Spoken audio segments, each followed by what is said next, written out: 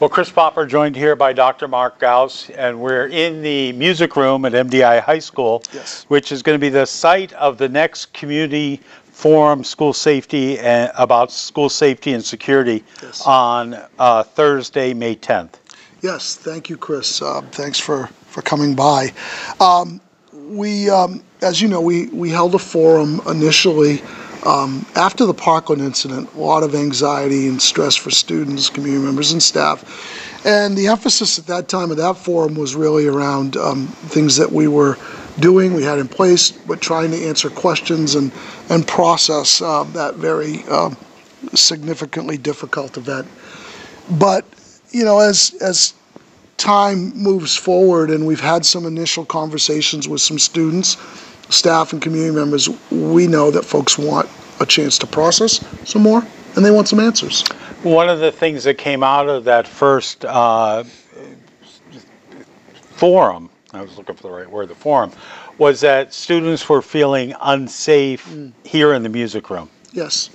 Yeah, absolutely. We heard that loud and clear. And I'd add, you know, I want to speak specifically to that, to this venue, but also I think that holds true for kids that are in libraries, cafeterias, playgrounds. So, you know, there's that general feeling of anxiety or tension or unsurety. But specific to this entity, you know, this is a building that is almost 50 years old.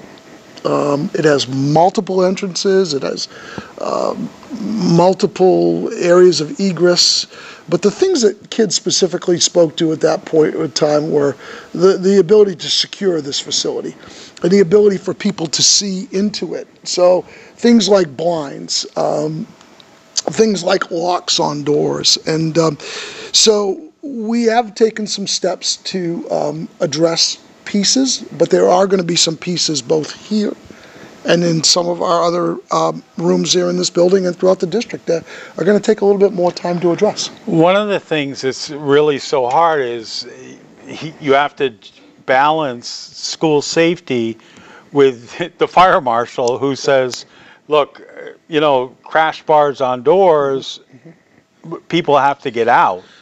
Yeah, we have to balance that, but over the past few weeks, I've thought about this a great deal. You know, I've been involved in safety and security for a better part of my life. It was what I did in the Navy for a long time, and I thought about the anxiety and the tension and that people are having, and it's really because this hasn't been part of the fiber and fabric of our lives. When you and I were growing up, or anybody, if you think about it, fire drills are second nature. Right. We hear a fire drill or alarm, and what do? We evacuate. It's second nature. But shootings and schools and threats, that just hasn't been something that we've dealt with as a society to the degree that we're seeing it now. It's the unknown, and it strikes me that people, they're scared, rightly so, because they want answers and they want resources. So, in terms of talking about anxiety and concerns, I mean, things that we never would have thought possible have happened here in the MDI community, that Yes. there have been 2 threats. And the one recent... There have been 3. 3, okay, 3 threats. The one most recently, I know that occurred on a weekend. People, you know, and because it occurred on the weekend, the communication wasn't as readily available as if it had been during a school day. And people were like, well, I'm not sending my child to school the next day, Right. which you have no problem with. Well, I absolutely not. I mean, it's no different than a storm day or Right. a snow day. If somebody doesn't feel comfortable with a decision, they have to do what they think is right for their child and for them. And we'll never second guess that. But, you know, you speak to a piece about communication. We can never communicate enough. And I know, or my sense is that when we hear from when people hear from the school, it's confidential, we can't talk about it, it's an investigation. That doesn't help anybody. Right. It doesn't help them process. So yes, there are things that we're bound to, but I also think in working with parents on both sides, that there are things that we can and should say and do to reassure people that we are following our procedures, we are following our protocols. And if I think the message I want to give is that if there's any doubt in our mind, any hint, we're not going to have kids or students or staff right. in a school. We would Right. not do that. We would be foolish to do that. Is it perfect? No. But we always err on the side of doing what we think is best. And we never do that in a vacuum. We do that if there's a specific threat or allegation made in concert with public safety officials. So it's a collaboration. Okay. You know, and I guess the other thing we just have to stress is that this is not a joking matter. No. I mean, things that might have been allowable or could be pawned off as being a joke, whether in bad taste or not, they're just not being, you can't even go there anymore. Well, you can't. I mean, you couldn't go to a movie theater and yell fire and not have that consequences. Those types of things that where people might make threats, you know, we certainly have to look at the source and we have to look at narrowing down where it came from. But more importantly, with the advent of technology and social media and all of those pieces, it's almost reaction and right. response is almost instantaneous, and it's not given us the capacity really to take a deep breath, and we have to respond right. very quickly. Oftentimes, you know, the response that drives us is exercise caution and due diligence, and there's a series of things that have to happen.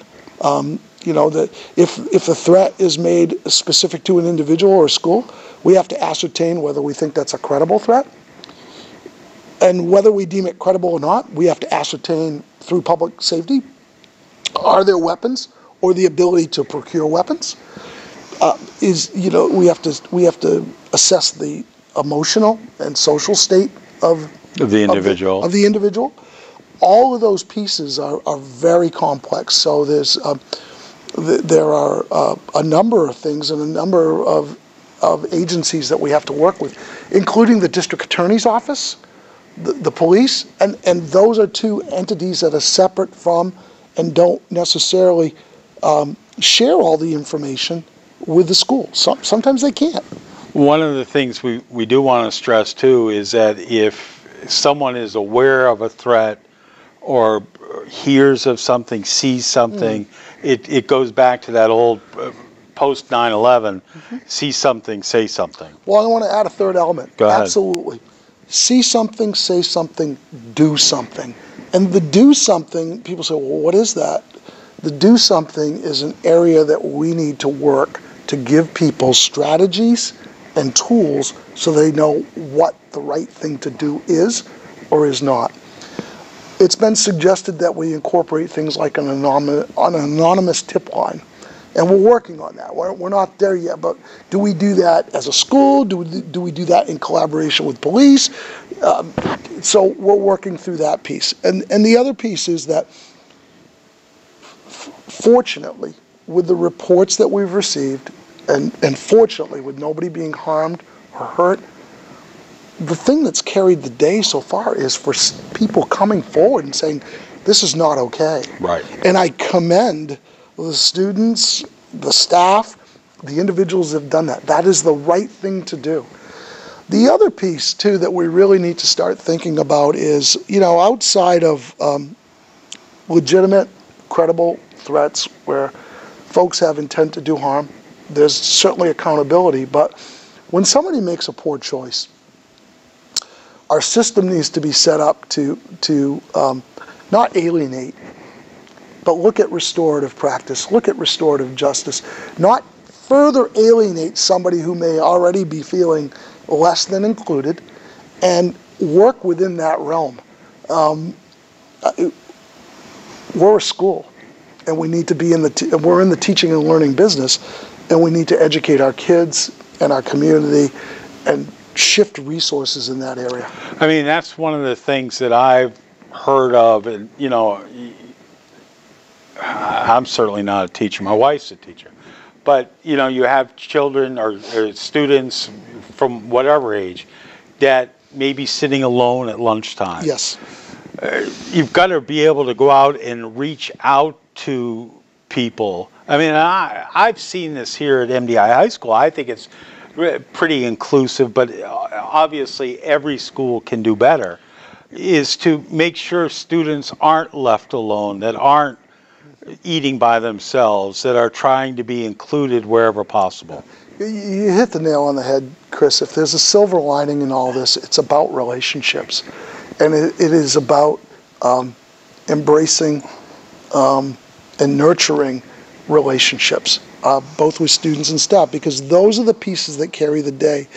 Even if somebody is not feeling valued, respected, heard, or for that matter, if they are included, but for whatever reason things aren't well in their life, that's when that safety net can be there to support the individual.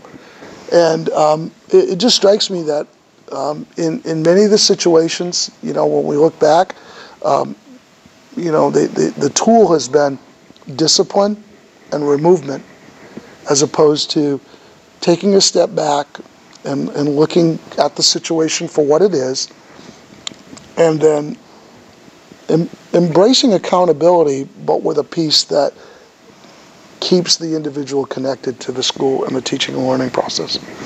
And that's an ongoing thing. I mean, and it's something that's evolving. I know that there's been a case where that has occurred here at the high school this year. Yes. Yep. I think, you know, if there is a silver lining and there can be reflection, as difficult as that situation was, I'm pleased that we're moving forward, and that you know, the individual's returning to school.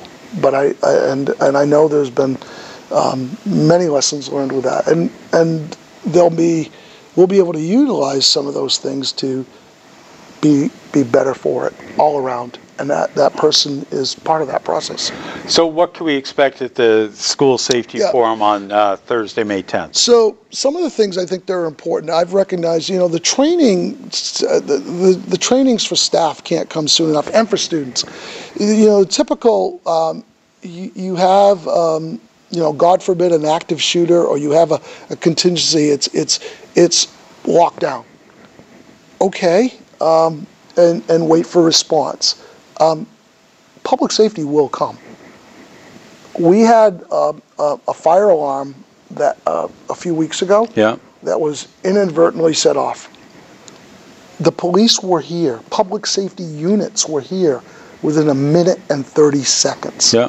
Now, if you're in the middle of an event, that can seem like forever. But 1 minute and 30 seconds, people are going to come. It's all hands on deck. But it strikes me that there are additional trainings and resources that we need to enculturate within our schools. The philosophy now, we learn more and more each time there's an event, and the avoid, deny, and defend philosophy is something that we need to work with our staff and our students to understand when to employ that strategy and when not to. Yeah, and I mean that. It always used to be hide. Yeah. And you don't want to hide unless that's the last resort. Yeah. If you have the ability, and again, we have to work with public safety on this, but if you have the ability to avoid, flee, get out. Right, move away from the danger, like a fire. If you cannot do that, or you're unsure about doing that, you deny. How do you deny? You get into a secure location and keep yourself and others safe and protected. And, you know, if you're in a situation when you're confronted, or you have to be, then you have to do what you need to do to keep yourself and others safe, up to and including force to protect yourself. Right. And the law recognizes that's the correct thing to do. So this has not been part of the fiber and fabric of who we are. No. We need to take staff through trainings, and we need to take students through trainings to assess where people are at, recognizing that we have individuals with post-traumatic stress disorder and a whole host of things that they may not be comfortable with, but layer this and bring it to a place where people have the ability to ask questions, but feel at least be exposed to the information and be more comfortable with it. I mean, just in terms of fleeing, but then you've got to have a meetup point. Well, there's the whole reunification, Chris. There's reunification. So that speaks to the fact that we have much work to do with trainings. We have much work to do with drills becoming part of the fiber and fabric and the routine in all of our skills. We have much work to do with social media and the appropriate use of social media and how that can be used as a tool in a positive way and negative way. And this is not something we should be doing to our students or to our staff. These are things that we need to be doing with them, right, and including them and working. So the other piece that we'll want to accentuate is what the resources are for support that we presently have, and then we know where the gaps are. And so we're in an assessment mode right now. I know for the community this stuff can't come fast enough or quick enough, but it's important to do it well and do it right, as opposed to doing it in a way that is slipshod, or we think this is the right thing to do. We want to rely on research and best practice. And I say that knowing full well that I don't want people to think it's an excuse. I think about this from the time I wake in the morning to the time I go to bed at night. Well, I mean, it's your biggest responsibility is the safety and security I get it. of all the buildings and staff. Chris, and children, obviously. Literally, people's lives are literally in the palm of our hands. Right. I understand that, and I take that responsibility very seriously. The other thing I want people to know is that physical assessments are underway, but we need to do that with continuity. We have many different buildings, and if we're going to respond to something, I want to do it strategically, and I want to do it with good practice, and I don't want to create a system of haves and have-nots. So those are pieces that we have to assess, and so those are the things. Because the security at Pematic is equal to the security at Trenton, sure, at Tremont, at everyone. And resources are going to look different in different communities, and we don't know yet what the government's response will be for resources. So those are all pieces that are coming. But back, if we could just circle back to the band room here. Yeah. Knowing that the blinds were a concern, we're working on changing out the blinds. The door, we've reinforced the door. I'll show you that on the way out. But the physical entity, that I can't change without, here's the other thing too.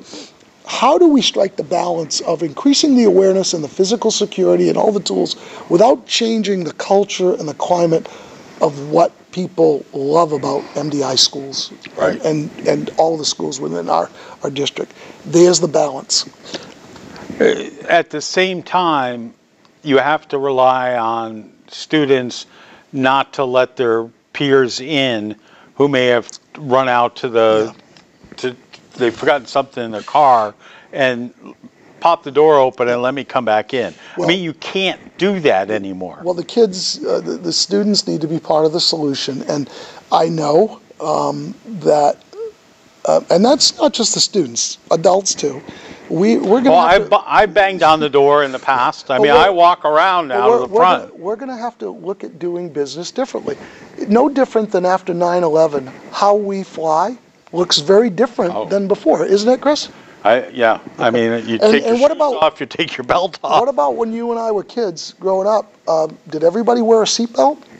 No. Okay. It's a lot different. No. And everybody smoked in the car. And when people drive down the road, how many people do you see driving down the road? They're texting.